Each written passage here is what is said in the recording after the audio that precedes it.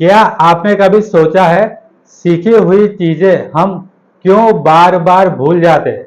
ऐसा हमारे दिमाग में क्या होता है कि हम भूल जाते हैं?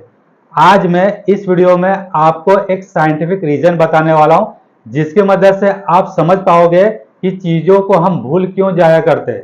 खासकर स्टूडेंट एग्जाम के अंदर हमें चीजों को रिकॉल करना होता है, रिटेंशन करना होता है, लेकिन एग्जाम में अगर हम सवालों के जवाब भूल गए तो हम एग्जाम में कम मार्क ले पाएंगे। इसलिए कैसे चीजों को हमें स्ट्रॉन्ग बनाना है, अपने मेमोरी को स्ट्रॉन्ग बनाना है, तो आज हम इस वीडियो में जानने वाले। तो इस वीडियो को अंत तक देखना ताकि आपको पूरा कॉन्सेप्ट आसानी से, बिल्कुल आसान भाषा में आप समझ पाओगे। इस कॉन्सेप्ट का नाम है B2B, यानी कि बुक टू ब्रेन।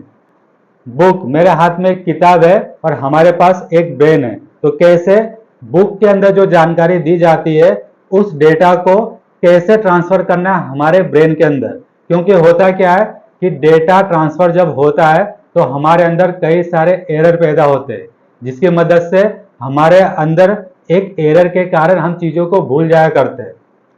सबसे पहले एक बात समझिए कि इस किताब के अंदर दी गई जानकारी ऑथर का है, लेखक का है, आपका नहीं है। आपको अपना एक्सपीरियंस बनाना पड़ेगा इसका ज्ञान लेने के लिए, इस जानकारी को लेने के लिए। जैसे मैं एक एग्जांपल देता हूं, न्यूटन का नियम। अभी ये नियम न्यूटन का, ये नियम आपका नहीं है। अगर आपको अपना नियम बनाना है, यानी कि इस नियम को समझना है, तो आपको आपके ब्रेन में ये प्रोसेस करना पड़ेगा। यानी कि आपको चीजों को पढ़ना होगा, न्यूटन के नियम को पढ़ना होगा, उसे समझना होगा और उसे इंप्लीमेंट करना होगा। यानी कि मैं बात कर रहा हूं, हमें अपने ब्रेन का, दिमाग का इस्तेमाल करना होगा।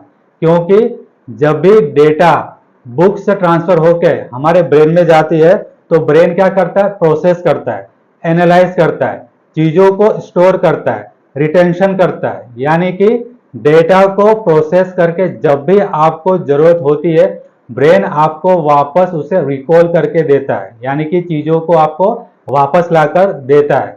तो ऐसा क्या होता है हमारे ब्रेन के अंदर कि जब भी हम किसी चीज को पढ़ते हैं, किताब को पढ़ते हैं, या अपनी लाइफ को भी जब हम रीड करते, स्टडी करते हैं, तो हम चीजों को तुरंत भूल जाया करते हैं।